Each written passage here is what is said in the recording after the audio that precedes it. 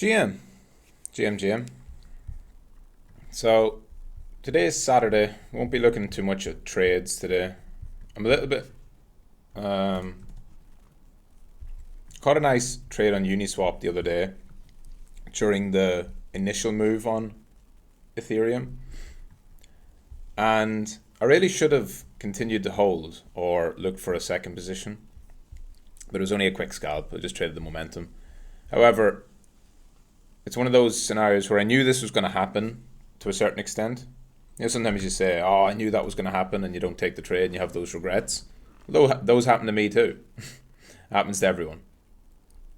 Because I knew all along that Uniswap had the fee switch proposal, right? And I also knew from I also knew from this, right? All the way back a few days ago. If you remember, just before the pump on Monday, I mentioned how Uniswap were. I got a news alert about Uniswap there. Uni new fee proposal seemed to have released just now. Not sure if there's new info, got an alert for it. And so I longed Uniswap at that point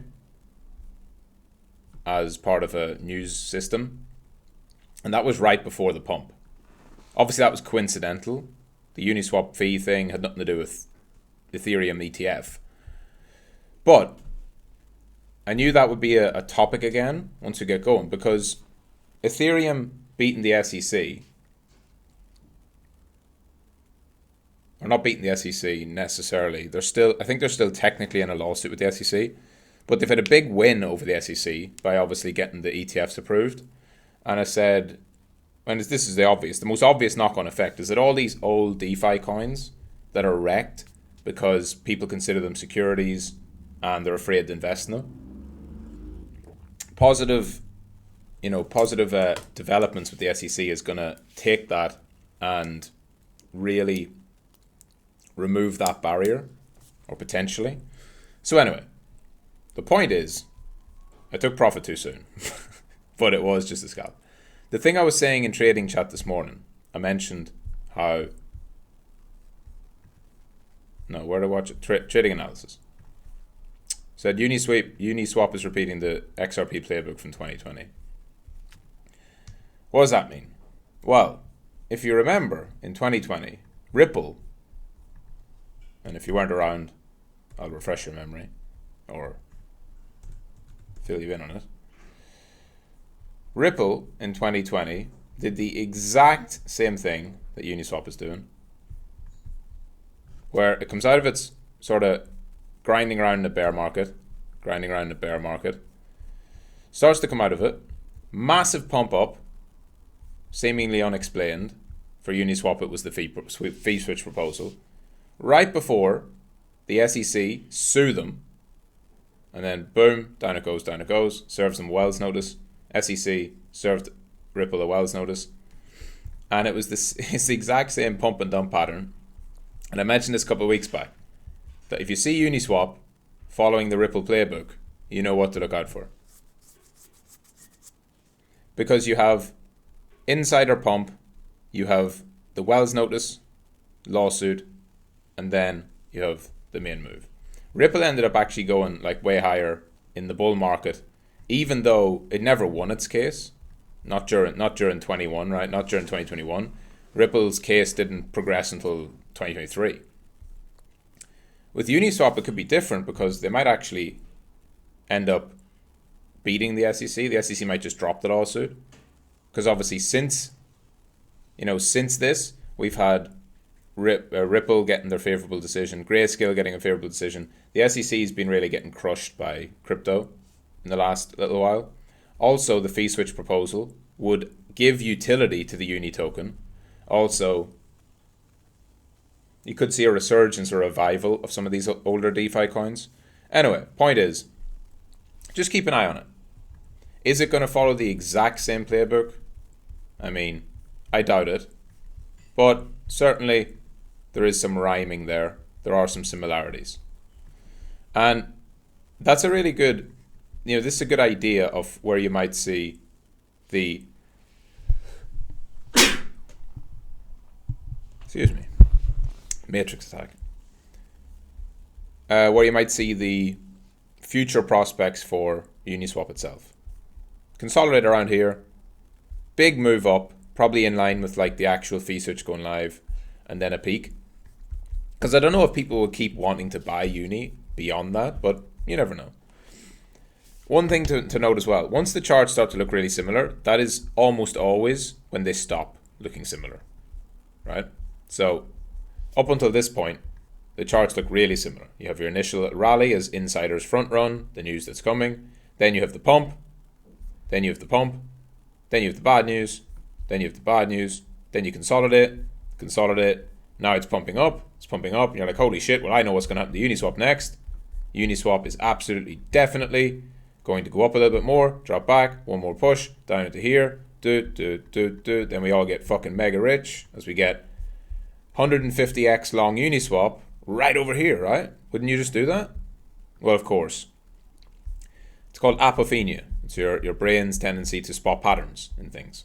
So once you spot this pattern, it's probably just about to not fail, but it's about to do something different, right? Because it looks the same, but that doesn't mean anything. Your brain is good at picking up things that look the same. I can give you two charts, right? I can put two charts side by side and show you this. Let's take a really simple example. I can find a daily chart that looks like that on Bitcoin, right? And then I could find you a daily chart on another coin, and obviously it'd be Bitcoin in the past.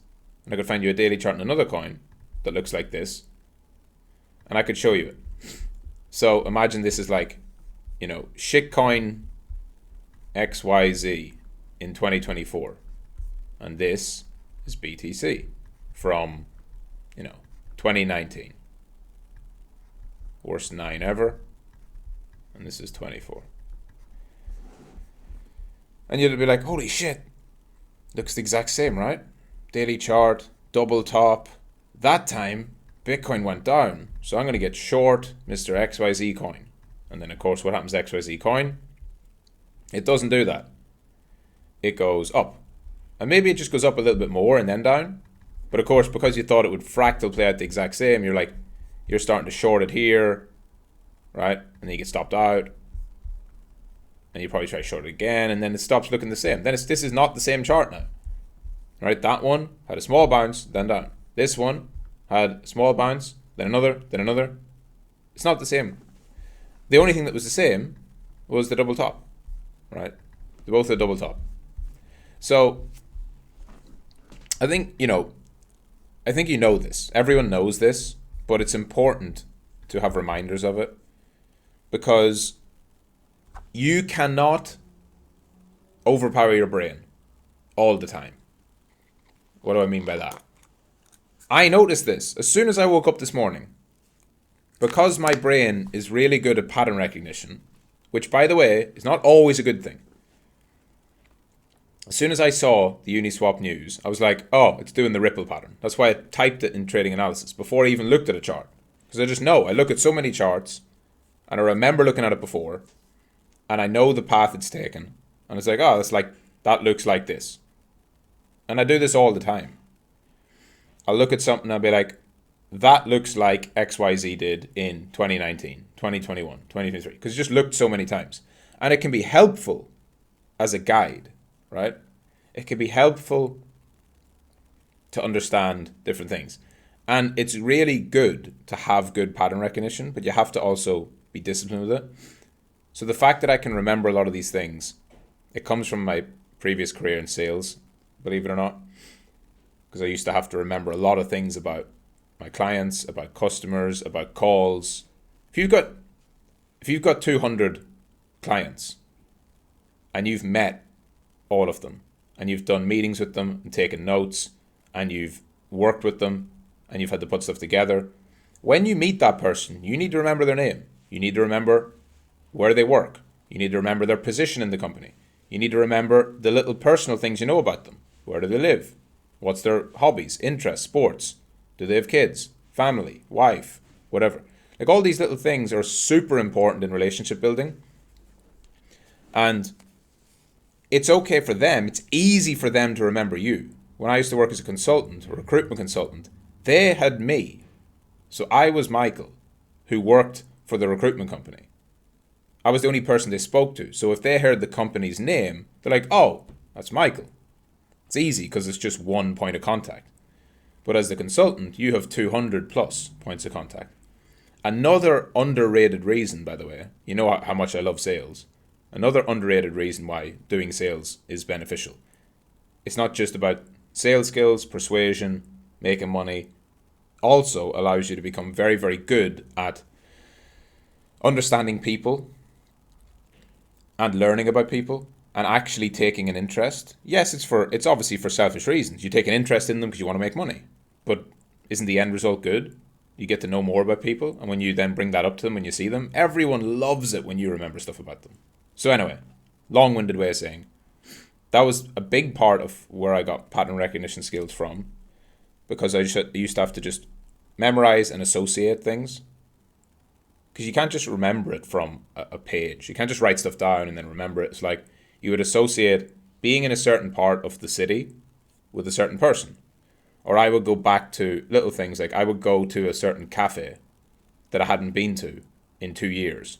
And I would remember exactly who I met, at what day and what time, when I was there previously.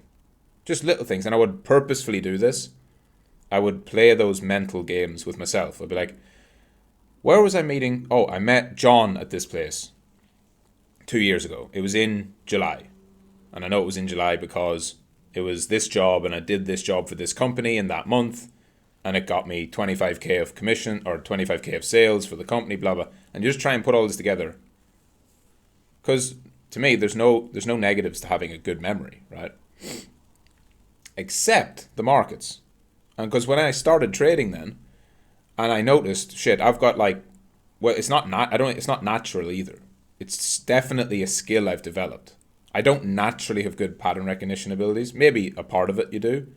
You know, every person does naturally have a tendency to spot patterns, but some people, of course, are better than others, and you can develop it. If you think you don't have a good memory, complete bullshit. Negative programming. Why are you programming yourself negatively?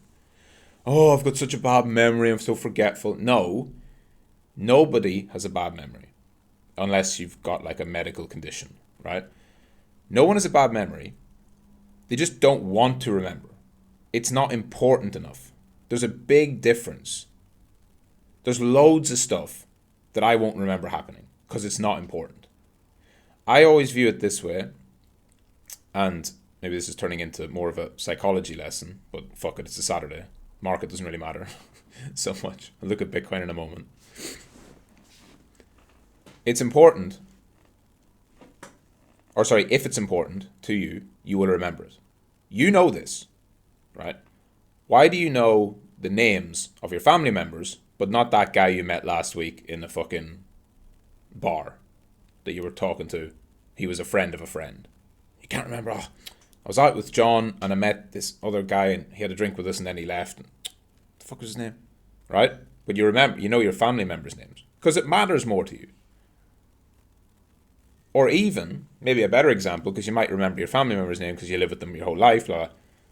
You could also meet somebody once, right? And remember them if it was important. If you met somebody once, did an interview, and they gave you a job, and you hadn't started the job yet, but you only met them once, because they gave you the job, because you prepared for the interview, because you went to the company and met them, you're going to know who that person is and you're going to remember their name. You're not going to remember the guy that was at the bar who's a friend of a friend that you just had one drink with and then he went off and left. So you can assign importance to these things by being focused on them and understanding where the benefit is. There's loads of irrelevant shit outside of the markets that I don't remember because I feel like your brain has a limited amount of storage capacity. It is way more than people think. And again, it's just negativity. It's just this weird, destructive thinking that many people engage in, where they love to be their own worst enemy. Right? I know many of you did this. I absolutely did this when I was younger, where you default towards why you can't do something instead of why you can. And so many people, this is like the modern world. This is like about avoiding, talk about avoiding negative people and stuff like that. A lot of times it's just people who are constantly casting bad spells on themselves. They're just saying, oh, I'm tired, or I'm hurt, right? You get these people always like, I've got this pain, or I've got this disease, or I've got this illness, or I've got this bad memory, or I'm, XYZ. I was like, well, fucking good luck getting rid of it if you just constantly self-identify to the point where it becomes your identity. Like it literally becomes part of who you are. Oh, I'm the guy with bad memory. Oh, silly me. I always forget things. What? Nonsense. You will never forget something that's important. So, get your priorities in line, figure out what's important to you, and remember those things. Now, I'm sure many of you have developed this through trading as well, because the markets are very, very, very interesting. And almost everybody who gets into the market gets obsessed with the market itself. Because it's so exciting, because you have the potential, and this is why the incentives create the good memory or the pattern recognition, because you know that if you're able to spot unique things in the market, you're going to make money. That's the idea, right? Holy shit, if I can recognize something, this repeating pattern, I could make money from it. So you're constantly on the lookout. And that's why you'll remember what fucking Uniswap price action looks like compared to Ripple from 2020. And you won't remember like the neighbor's dog's name, right? So using that is powerful, but don't allow it to replace a system. This does not mean that Uni is going to follow the XRP path from here and you should be getting long Uni and shorting it when it hits the top and back down and up. It's not like that at all. But you could take that and say, wait a minute, okay, so I've seen this now in Ripple, I've seen it on Uni. Let's find other coins that have done this, right? They've come out of a bear market low. They've had a sudden inefficient pump. They've filled in the entire pump. What happens in 20 other scenarios where this happens? Purple Belts will know this. I dropped a new lesson last night on this exact topic about scenarios. What happens if? So what happens when projects get hit with an SEC Wells notice? You've got Ripple, you've got Ethereum it happened to, you've got Grayscale. It wasn't quite the same, but it was similar, and it affected Bitcoin, obviously. You've got, what other? Lido, I think, got accused. There's a bunch of them. You can find a few. There's not as many that actually have directly been in cases with the SEC, but the idea is the same. And you could even just broaden it and say, what happens when a coin has been pumping, it's been rallying, it's at an inefficient pump, and then there's bad news, whatever the bad news may be, right? It could be someone leaving the team, it could be a hack, it could be blah, blah, blah. Whatever the reason that sends it back to the lows, what tends to happen? Do these tend to bleed to zero? Do they tend to just go like that? Or does something else happen? And you can figure it out across a larger sample set to where it's not just 2 examples, it's 10, 20, 30. Then you're starting to get some real data.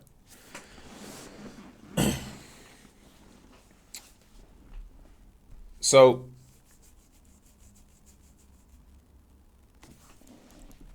Bitcoin. Let's look at the market a little bit here. I'm really bullish, feeling really bullish on the majors, and I want to explain why. I talked about it, mentioned it last night. I'll go to a chart with not covered in fucking alerts. That's the scenario analysis, by the way. I'll close that one. That was part of the lesson I dropped last night for the purple belts. Going down well. Probably the most alpha I've put in any lesson so far. So, here. Today is the early signs of a big rotation back to majors, leaning towards Bitcoin ETH all run while others cool off. Some alts will do well, feeling most bullish on majors. The reason is more important here. And again, this isn't guaranteed to be correct. But everything that happened this week, you have to understand that people think on different time frames. So everyone's been hyper-focused on Ethereum because there was good news, big pump in Ethereum, and everyone's like, why is Ethereum not at 4K? Why does it not keep pumping? You have to understand, the Ethereum ETF news and then the approval itself was like a intra-week trade. You get long at the announcement on Monday, or not the announcement, you get long, at the Bloomberg guys saying, holy shit, this is actually happening on Monday, the anticipation. And then the announcement comes and you take profit. Right? That was a trade. Long Monday and basically take profit Thursday. Then you now also have another cohort, and this is how most of the money, by the way, the vast majority of capital in the market does not think on a 4-day basis. The big money managers, Wall Street or crypto native, are now thinking, what does this change about the next month, 3 months, 6 months, 12 months, 2 years, 5 years, 10 years? There's people thinking on all those timeframes. And they're like, wait a minute. Again, your second and third order consequence. Okay, so Ethereum has had a spot ETF approved. Great. Okay, that's good for Ethereum, but what's next? And it doesn't mean what's the next one to have an ETF. It's what's the knock-on effects of this? Well, before this week, we only had Bitcoin ETFs. And Bitcoin is a commodity. And Bitcoin is crypto to many people. It's Bitcoin, everything else is a scam. But this week, whether you like it or not, like I don't like Ethereum as much as Bitcoin. I absolutely prefer Bitcoin, think Bitcoin's better. But the market doesn't care what I think. And certainly, many coins will go up a lot with no fundamentals. Luna, right? Or broken fundamentals. So you have to care about what the market cares about. Market looks to the future. So the big money, Wall Street types, crypto funds, millionaires, billionaires, everything in between, are going to be looking at this thinking, this now breaks down a lot of barriers. We've had a political shift in Washington, D.C. in favor of crypto. We had that FIT21 bill, which is huge for crypto, by the way. It can bring back ICOs. I think it's the 75 million maximum cap. But that would allow more fair launches again, not having to do this fucking scammy, low float, high fully diluted valuation bullshit that's been wrecking so many projects. And it de-risks crypto. The institutions that look at it and say, well, yeah, we got long Bitcoin, we bought Bitcoin ETF, we like Bitcoin because we can buy Bitcoin through BlackRock and Fidelity, right? But now we can also buy Ethereum. Holy shit. So what is Ethereum? So we're going to look into Ethereum. They go, all right, so Ethereum's like a decentralized computer, essentially. It's a smart contract platform, and you can build apps on it. So it's a different story now. Bitcoin is digital gold, store of value, easy to understand. Ethereum is like the app store, right? Ethereum is the place where apps are built. That's going to be the narrative. That's going to be how people describe it. You know all these things you see? This Uniswap where you can buy and sell stuff. This Aave where you can borrow and lend money in a decentralized manner with no third party. You know where all that's built? It's built on Ethereum. Ethereum is the infrastructure. I'm like, oh, okay. Well then what does that mean for the ETH token? Well, imagine it like the App Store. You have this platform where you can build a bunch of things and you can use all these different apps. And then there's a token, ETH, which is like the payment system for that. So on the App Store, you use Apple Pay, or you use whatever, connects your bank account, and you buy and pay for the apps. On this one, you can use Ethereum to transact on the chain and do all these things. It's the gas token. Digital oil, people like that. There's all these different things, right? And that will ignite interest in other stuff outside of just the majors.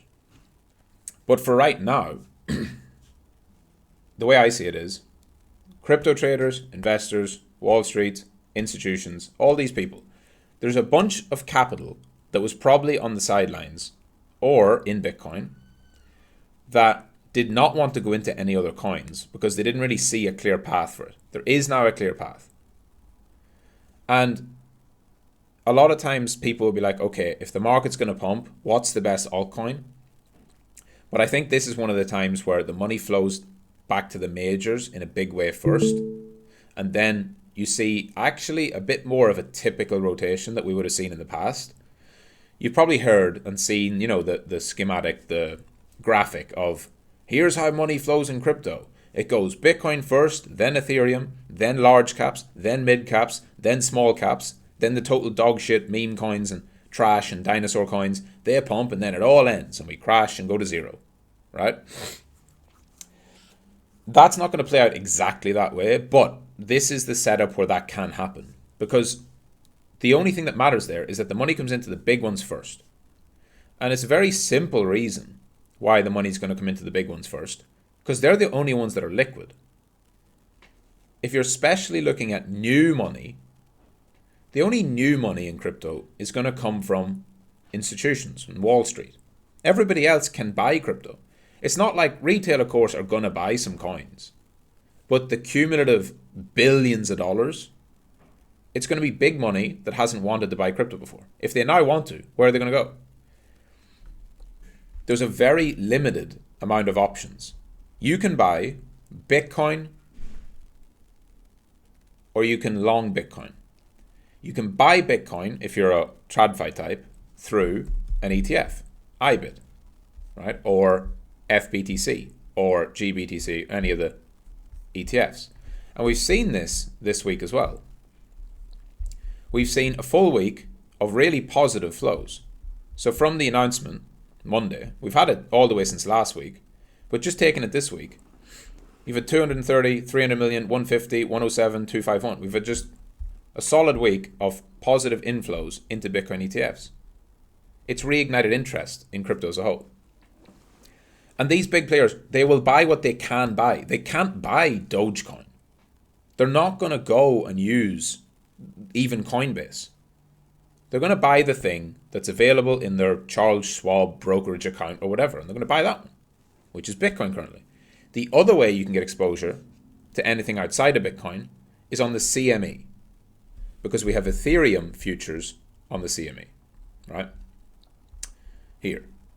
Ethereum is available on the CME. So they can long the Ethereum futures. They can't buy Ethereum ETFs yet because they're not live, but they can get long Ethereum futures. There are no other CME futures. There's no Solana CME futures. There's no Dogecoin CME. There's a few on Coinbase that are regulated by CFTC, but they're very, very low volume. And so the money will go where it can go, where it's liquid enough, where it's in a regulated market, where they can actually get long. That's just Bitcoin and Ethereum right now.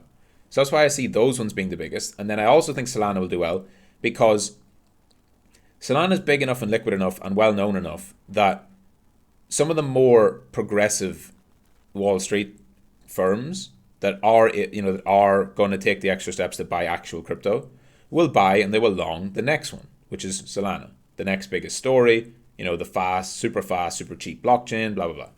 But mostly and mainly, I think it'll be Bitcoin and Ethereum first, which is why I think a big focus on the majors helps.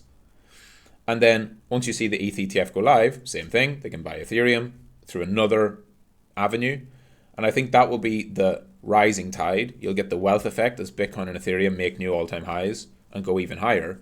And then it'll start to flow more into the lower caps. But this doesn't mean that altcoins won't pump, right? You've got, Pepe and all that kind of stuff that's doing well because crypto traders look at it and think, oh, fucking this is it, we're back. Next leg, let's go, let's buy the stuff that's strong and got good narrative, and Pepe does really well, right? I've obviously got my plans all laid out for Pepe, for Ondo, for Link. I've covered all that in trading analysis. If you want to go, just go back and look at these ones. So I've done detailed plans on each of them. Pepe, plans. Link as a real world asset plan. ETH, obviously. Ondo, and Solana. A few different ideas there for trades. And it doesn't mean everything's going to break out and go fucking moon straight away. But I do think that with what happened this week, the people who think on more of a weekly time frame, the bigger players, are probably looking at Ethereum and thinking, all right, well, that's it. There's been a major shift in Ethereum now. It was down at this level. We have new information. It should not be down there. It won't go back there. And that's it. A big part of this gap on this weekly candle will hold, in my opinion. I don't think we go back all the way down. It'll have a dip, sure. Maybe it can go back. My level's 3580, right? That pivot level on Ethereum around that 3580 area. We can definitely see that level revisited. But probably Ethereum consolidates higher and breaks out eventually. Bitcoin the same. We've got these positive ETF flows coming back in. And when you look at them, it's like, okay, well, Bitcoin has now convincingly held 60K, tried to go below it, couldn't close it weekly, nice strong reversal, holding, And here we are. Bitcoin probably doesn't have a reason to go back below 64, 63, 62. As long as it keeps holding here, it's going to go for a breakout. Is it going to be right away or is it going to consolidate? We don't know. But there's going to be new money coming in that wants to go straight into these bigger ones. And I think that's going to allow us to consolidate and then break out probably towards the end of this month, going into the start of next month. I think the ETH ETFs, the estimation currently is that they go live, or they can go live in the middle of June. That's important because that's only like 2.5 weeks away, 3 weeks max. And if that's the case, I don't see any significant pullback before then. In fact, I think all this stuff will probably, like Bitcoin ETH, are probably going to trend higher going into that. And so this weekend, setting up plans, having your list of coins that you want to trade and making sure you're long and spot long. And I'm long, Bitcoin, Ethereum, a little bit of Ethereum. Main plan for Ethereum is still ETH BTC, sorry. Main plan for Ethereum remains the same, as obviously I've said for ages, that Ethereum, ETH BTC, once it flips into an uptrend, that's where I'll swap a bunch of Bitcoin to Ethereum from a spot basis. But from a trading basis, I think it's a good place to look at the majors and have your eye on some altcoins as well. But I would imagine they'll probably have their runs later on. Pepe's good. Ondo's good. They're all doing well. But as a whole, I think majors first, then a more typical rotation down the chain. And that's it. GM, see you later on the live stream. Just a bit of an overview of the market on a Saturday. Don't really overly trade on weekends unless there's a particularly good setup. And that's it. GM.